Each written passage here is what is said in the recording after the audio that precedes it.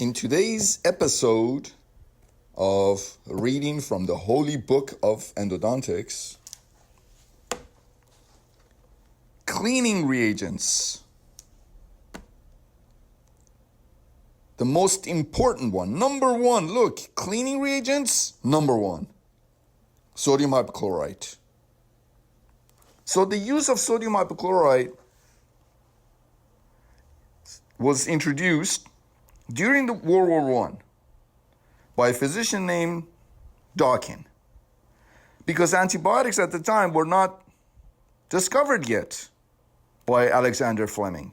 So they used to lavage, they literally used to wash large flesh wounds with Dawkins solution, which was basically sodium hypochlorite. And he saved Dawkins solution, sodium hypochlorite, lavaging, washing the flesh wounds during World War I, because there was no penicillin yet, saved many lives that may have been otherwise lost to gangrenous infection. Chlorix or Purix are the sources for obtaining full-strength 5.25% sodium hypochlorite. So you don't need to buy the dental company's sodium hypochlorite. They give you a little tiny bottle for like $20 or something. Just go to a grocery store and buy the regular sodium hypochlorite. Just make sure it's not scented. They haven't added anything to the solution. The frequency of irrigation is also very important.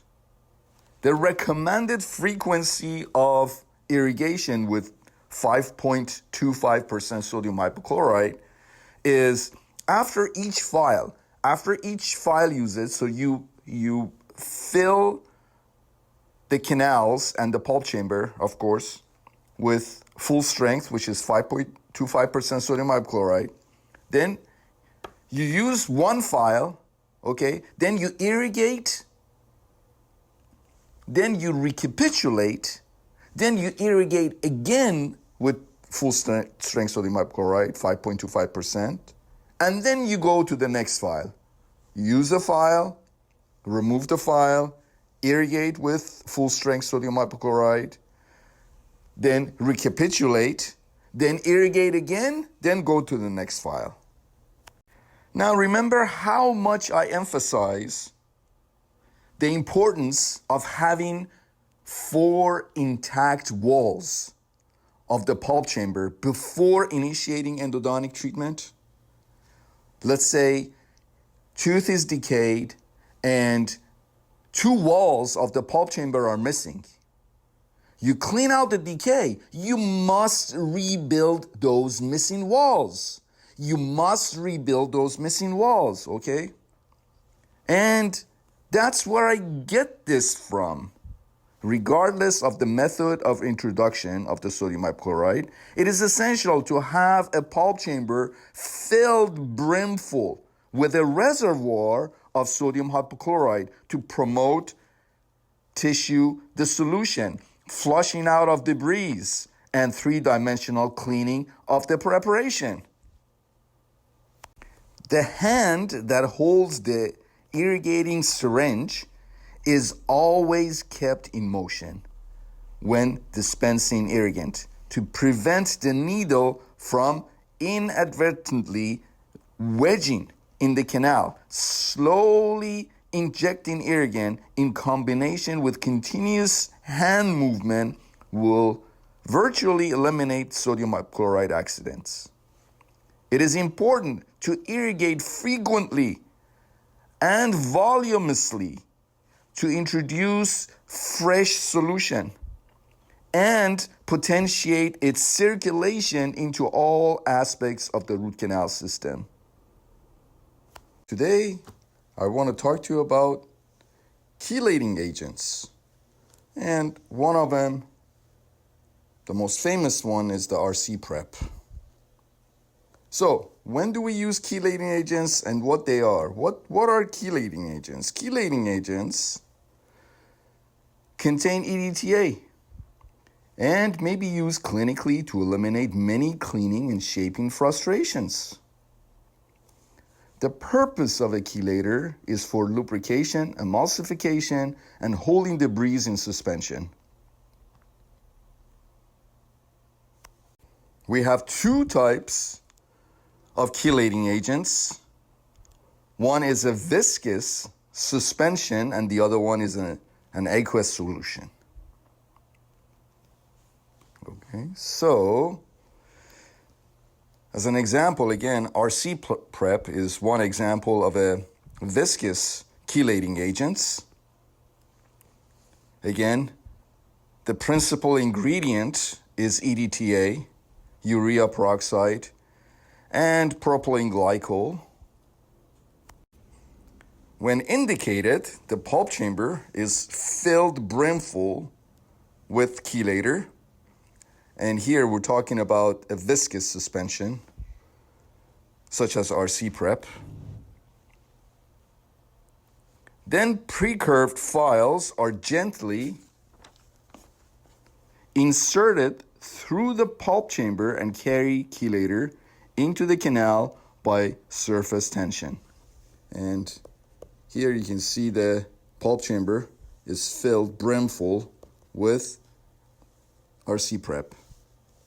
An example of a viscous chelator. The lubricant encourages the file to slip and slide by intracanal calcifications such as pulp stones or sheets of fibrous or fibrotic tissue. In tighter and more restrictive canals, chelators are very important to use during initial coronal enlargement because these suspensions emulsify tissue, soften dentin, minimize blockages, and hold debris in suspension where it can be subsequently aspirated from the preparation.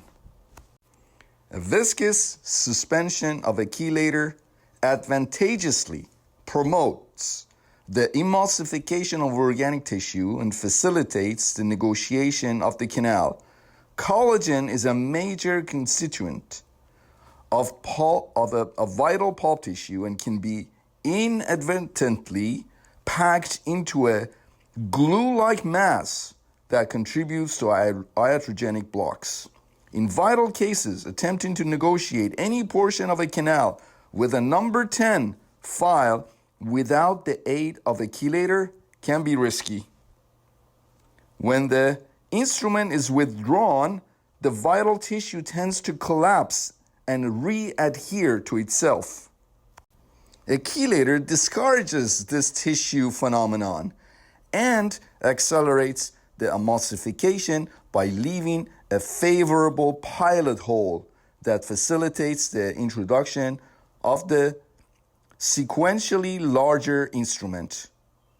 Viscous suspensions of chelating containing reagents are important adjuncts to overcome pockets of resistance within a canal and to assist in the development of a smooth glide path to the terminus. Chelators should be used for short periods because their protracted use can soften dentin and predispose the patient to iatrogenic mishaps. Now, an aqueous solution of a chelator, such as a straight up EDTA, like a liquid EDTA, what we use in endodontics, 17% EDTA. It's an aqueous solution. It is best reserved for finishing the preparation. It removes the smear layer that is an organic or inorganic film or both formed on the walls of the canal by the cutting action of instruments.